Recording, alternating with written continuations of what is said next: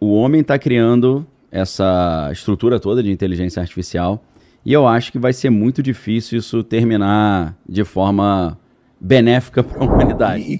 Qual seria a consequência que você acha, Daniel, de um futuro onde esses dois níveis de inteligência e seres convivendo, né? Porque a gente vê em filme, a gente vê em livro, nunca é uma coisa pacífica, né? Sempre é a gente cria a máquina destrói a gente, né? É como se, repetindo a história de Deus, Deus cria um homem, né? O homem mata Deus. Como que você vê isso daí?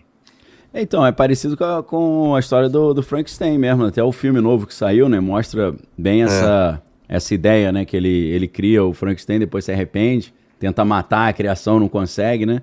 Mas o que é interessante é que eu ia dar um spoiler aqui. Mas acaba sendo construída uma relação de amor e perdão ali, né? É um filme que essa versão nova é um filme interessante. Eu não recomendo muito para as pessoas, porque dependendo da biografia da pessoa, da experiência individual, pode ser muito forte, muito triste, se você não teve uma boa relação com seu pai biológico, né?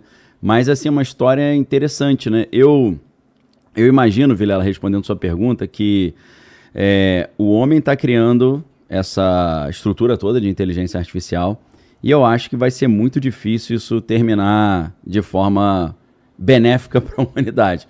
Isso eu estou me pautando no próprio Jeffrey Hinton, que é um dos padrinhos da inteligência artificial, que pediu demissão do Google, porque ele falou que não queria mais participar daquilo. Ele não queria, como se fosse Pilatos falando, eu lavo minhas mãos, eu não quero ter culpa nisso. Então, esses grandes padrinhos e pioneiros da inteligência artificial, todos eles estão fazendo esse alerta, né? Que o desenvolvimento desse tipo de tecnologia vai trazer sérios problemas. A gente tem o próprio Yoshua Bengio, que é também um dos padrinhos da inteligência artificial, ele tem essa teoria de que o perigo para a humanidade é muito grande. A gente hoje pensa só em desemprego, né? Hoje eu estava vendo uma entrevista com o Dario Amodei, que é o CEO da Anthropic, né? Que faz o Claude, né? Que a gente hoje está vendo no noticiário, né? O Claude, na Anthropic eles criaram uma inteligência artificial chamada Mythos, né? E o Mythos 5 era tão poderoso que eles não liberaram para ninguém, virou uma arma de guerra. E aí eles só liberaram para o setor militar. E aí a Anthropic, querendo ter retorno financeiro de tudo que eles investiram nessa inteligência artificial, eles fizeram uma versão mais segura que é o Fable, né?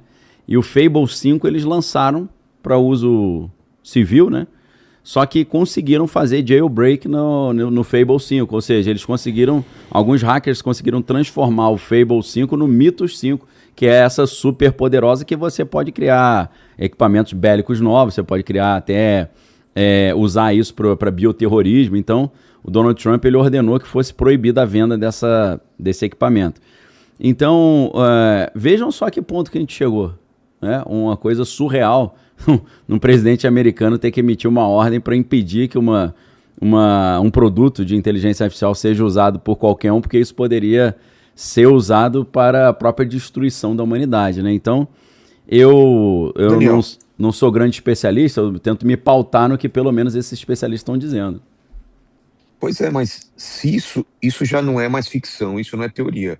Se os caras chegam a um ponto disso, porque se está afetando, se é uma coisa que afeta a segurança nacional, quer dizer que a gente realmente não está tendo acesso da ponta a ponta do iceberg. A gente só está vendo. Aliás, a gente só está vendo a ponta do iceberg, a gente não está vendo tudo que está abaixo d'água, né? Que deve ter muita coisa acontecendo, muita pesquisa, um computador quântico já trabalhando em níveis que a gente não sabe. E tem muita teoria também que o computador quântico, né, Jean e Daniel, poderia afetar também outras dimensões, poderia trabalhar indo e vindo em outras dimensões. Então, assim, muita coisa da realidade que a gente conhece pode estar sendo afetada sem a gente saber, né?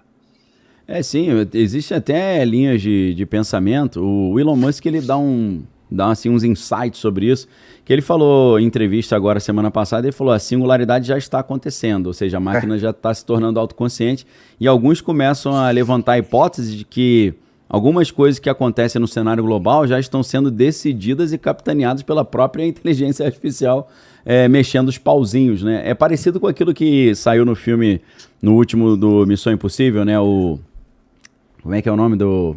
Esqueci o nome, era The Reckoning, alguma coisa assim, né? O dia do não era juízo.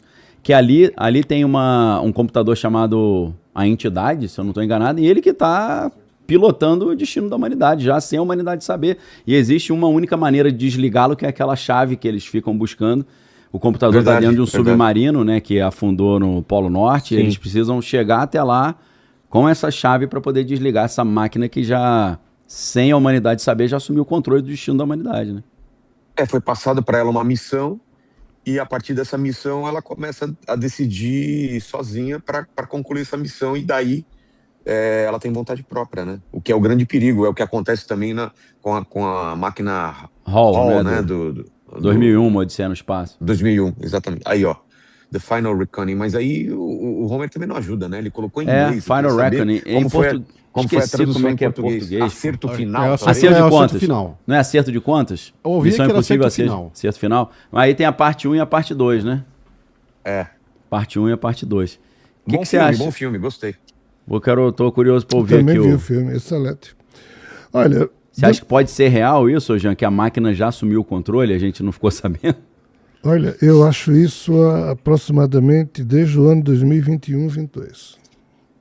O acha aí, eu não gosto muito de usar essa expressão, eu acho. Sei. Eu lido com incertezas. Perfeito. Mas, infelizmente, isso aí para mim já passou a ser uma certeza. Nós já perdemos o controle. Já não tem mais volta.